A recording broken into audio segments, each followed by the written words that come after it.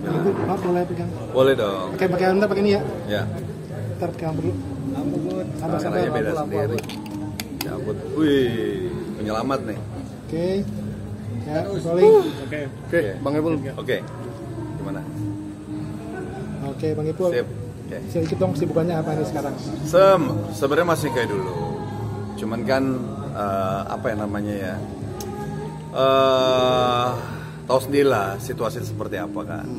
Gitu. Cuman yang namanya sebuah talent ya, mau dipendem-pendem, mau orang berusaha untuk ngedropin, mau berusaha orang ingin menghancurkan gitu. Tapi kalau yang namanya sudah menjadi bakat kita kan ya memang tidak bisa gitu kan, tidak bisa dipunahkan begitu saja gitu. Jadi saya tetap berkarya, mengeluarkan single. Kebetulan saya memang penyanyi dangdut, jadi saya ngeluarin single dangdut bareng sama teteh saya gitu. Kebetulan yang di samping saya ini teteh saya, dan kebetulan beliau juga sebagai produser saya, dan beliau juga setiap hari nemenin saya terus gitu.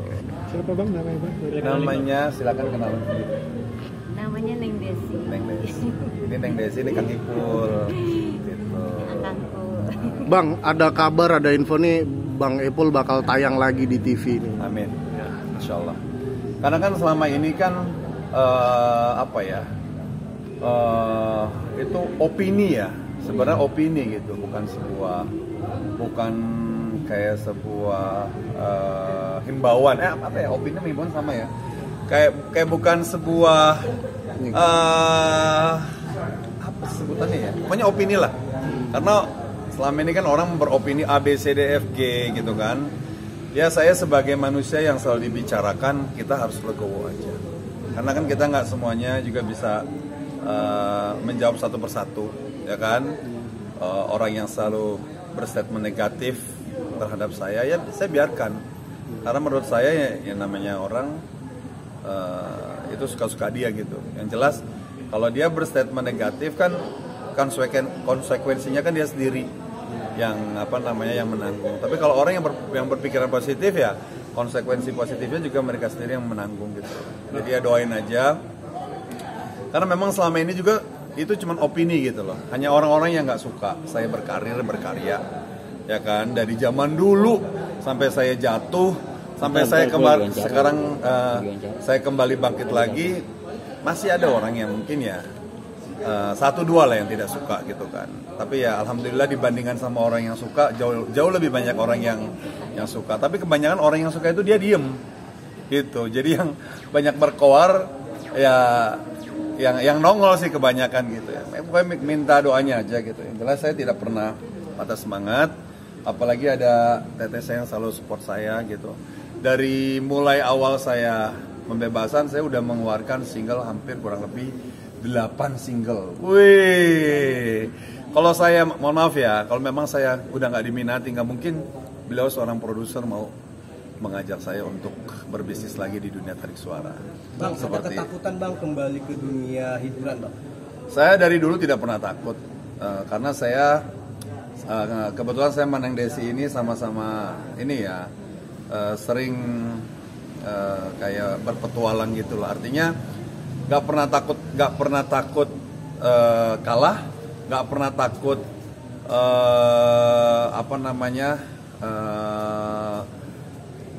pokoknya hal-hal yang buruk kita tidak pernah, karena kita ini adalah pebisnis sejati ya.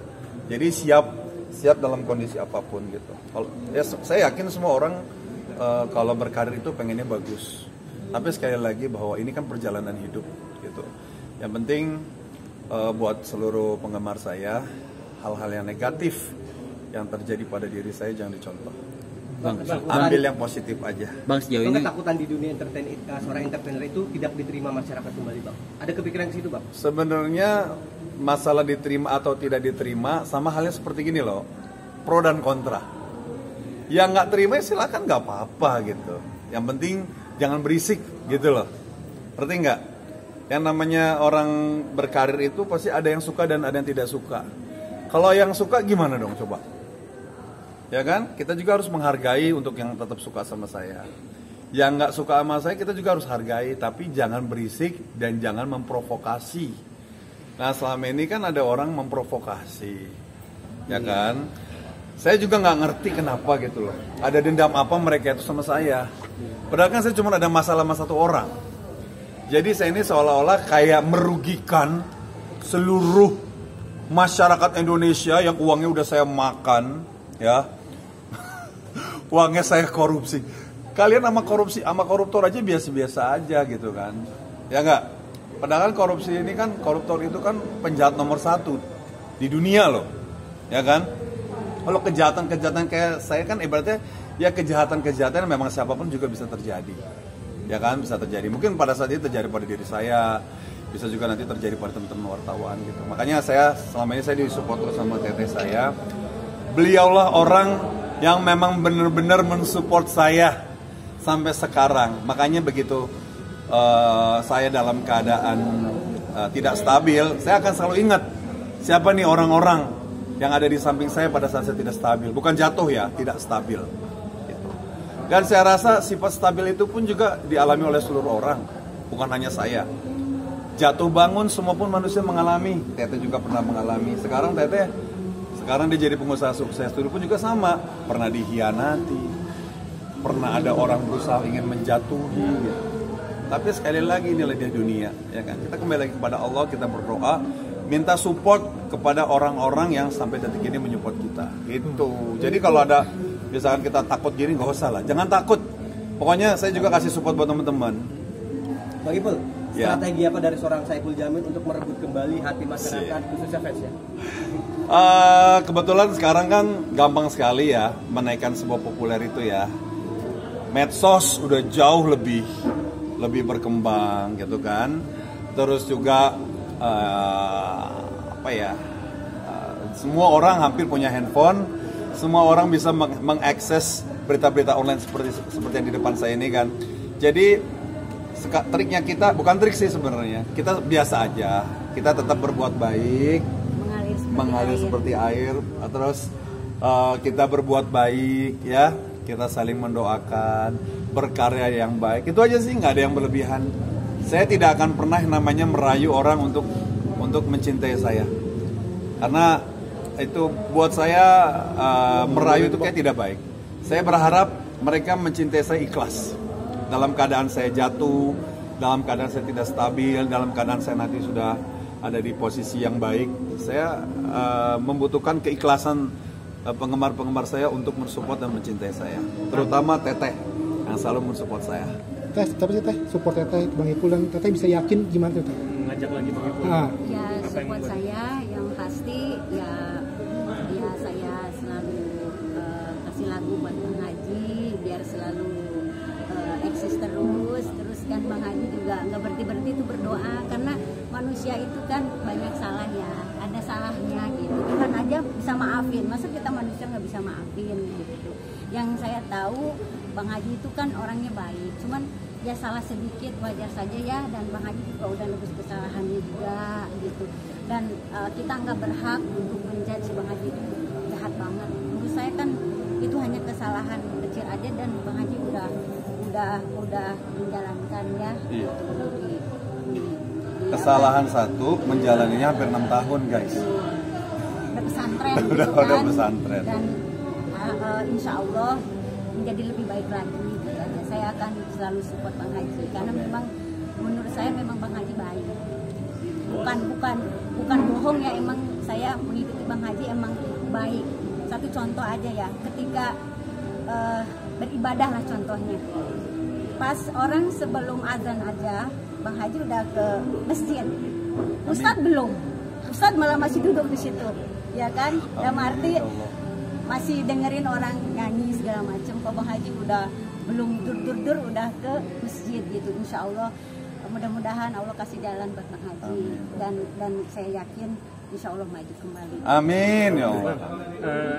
Berarti totalnya sudah tidak tampil di layar kaca, sudah berapa tahun? Bisa. Oh, hampir. Ya semenjak ada insiden itulah. Ada berapa tahun? Ada insiden provokasi ya kalau saya bilang gitu. Itu sekitar 1,5 tahun lah.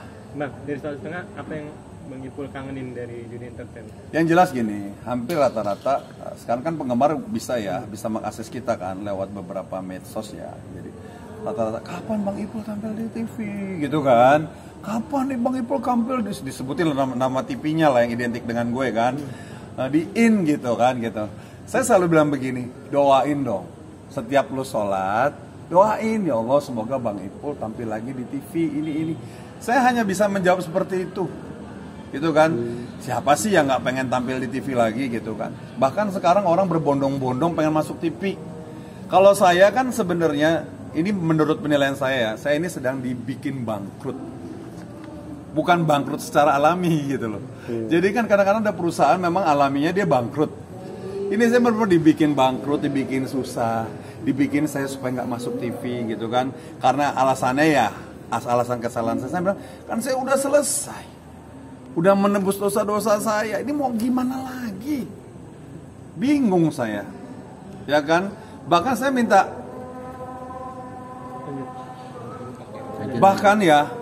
saya minta apa namanya petuah dari Haji Roma Irama. Ada rekamannya.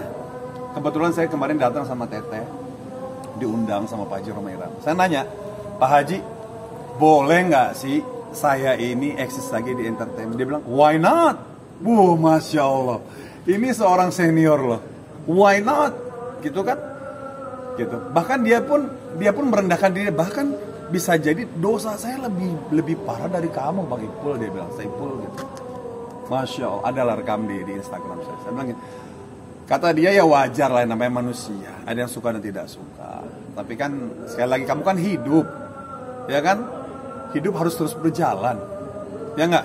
Jalan aja terus, gitu. Pokoknya cukup dengerin saja, gitu. Seperti itu. Yang penting doain aja. Saya minta doain dari teman-teman. Kalau memang takdirnya saya nanti memang harus kembali lagi ke pertelevisian, ya doakan saja. Terakhir Bang ya, berarti dengar-dengar katanya tahun ini mau tampil comeback di TV. Insya Allah. Doain aja ya Allah, mudah-mudahan ya, amin. Terakhir Bang. Yes. Upayanya mungkin sejauh ini apa sih Bang untuk kembali lagi tampil di TV? Saya upayanya menjawab semua tudingan-tudingan yang tidak benar. Yang saya dibilang pedofil, ya Teh, saya melukai anak bocah, saya bilang itu dapat informasi dari mana? Saya bilang, kalau nggak percaya, lu tanya deh sama pengadilan pengadilan negeri, dilihat situ keterangan vonisnya. Itu hanya musuh saya yang supaya saya itu seolah-olah melakukan seperti itu gitu loh. Disebarlah berita hoak-hoak kayak begitu. Tapi zaman sekarang kan zaman berita hoak. Jadi buat teman-teman semua ya, kalau mau dengar berita, cari medsos, media online yang terpercaya. Seperti yang sekarang wawancara saya nih, gak nambah-nambahin, gak ngurang-ngurangin, apa ada aja, apa adanya. Karena sekarang banyak orang jual berita yang serem, berita yang gak bener, supaya apa? Supaya laku. Jadi gitu, jadi sekarang saya menjawab berita hoax, ya. Dibilang saya pedofil, ya kan, serem banget, saya juga baca juga serem. Saya itu bener-bener difitnah, dituduh gitu. Tidak ada itu pedofil, apalagi predator. Kalian tahu sendiri, kalau predator itu hukumannya minimal itu SH, seumur hidup. Kalian tahu nggak, apa namanya itu terpidana Rehan siapa gitu loh. Yang di luar negeri. Iya. Nah, kalau dia memang udah tercap dari pengadilan, dia predator. Nah, seperti itu. Hukumannya SH atau hukuman mati. Gitu. Jadi itu semuanya tidak ada di saya. Tuduhan itu sama sekali tidak. Jadi itu mungkin orang merasa terganggu, makanya saya jawab melalui media online yang sekarang. Oke. Kalau rencana udah masuk TV dari Bang Ipul sendiri punya hajat apa sih? Saya akan membahagiakan teman-teman wartawan. Amin. Amin. Ya, pertama teman-teman wartawan dulu yang selalu memberitakan berita saya apa adanya, tidak ditambah-tambahin. Tanya deh wartawan semua deh. Gak pernah yang namanya Bang Ipul tuh mengecewakan wartawan dari zaman dulu, ya kan? Sampai gue di posisi tinggi gimana gak pernah. Kalian mau wawancara gue jam berapapun welcome. Bahkan gue selalu ikut tiba gitu dengan teman-teman wartawan gitu. Ayo mau kemana? Ayo kita makan apa? Sama-sama seperti itu. Dan kedua, saya akan membahagiakan orang-orang yang mensupport saya pada saat saya jatuh. Maksud Teteh? Pasti ini dia. Wih, kita udah berpuluh-puluh tahun soalnya gitu loh, baru sekarang dekat gitu.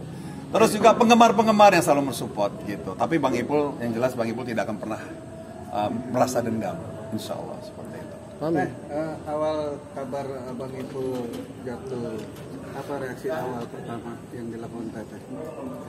Ya saya sedih aja gitu dan nggak percaya gitu, itu aja sih ya, tapi intinya mudah-mudahan semuanya baik-baik aja dan saya akan support Bang Haji terus. Amin, dan ya Allah. Bang Haji harus selalu berkarya terus. Amin. Dan ini juga ada masih banyak single-singlenya, masih ada beberapa harus kita keluarkan. Siap. Karena Bang Haji kan emang multi talent ya, semuanya bisa gitu. Dan suaranya juga jos, mantap. Amin. Dan Bang Haji banyak penggemarnya, jangan salah. Mungkin yang ngomong kasar-kasar di medsos ya, padahal ketika ketemu minta foto, ya kan? Minta foto. Jadi masih banyak penggemarnya di daerah-daerah juga. Teh, ya sempat jenguk kah atau pas ketika Bang Ipul maaf bebas datang? Iya. Waktu Bang Haji pesantren, saya beberapa kali jemput juga. Terus waktu ulang tahunnya juga. Terus? Ya, terus waktu keluar juga saya udah satu minggu 2 minggu gitu. Udah. Bahkan kita udah sempat jalan-jalan ke luar negeri. Ke Thailand, ke Malaysia, ke Singapura. Nanti rencananya kita mau ke Turki. Wah, membahagiakan saya. Agendanya Turki kita ya, buat video klip. ya, kerja plus happy. Gitu loh. Siap. Makasih ya. Minta doanya Teh buat Bang Ipul. Teteh yang doain Bang Ipul. Semoga Bang Haji sehat selalu, yang utama panjang umur, banyak rezekinya dan bisa tampil lagi di TV. Dan semoga selalu fansnya selalu setia untuk Bang Haji. Amin ya Allah. Pokoknya intinya sehat aja. Dan juga Teteh harus setia. Selalu. Oke. Amin. Terima kasih. Terima kasih ya. Terima kasih Bang Ipul.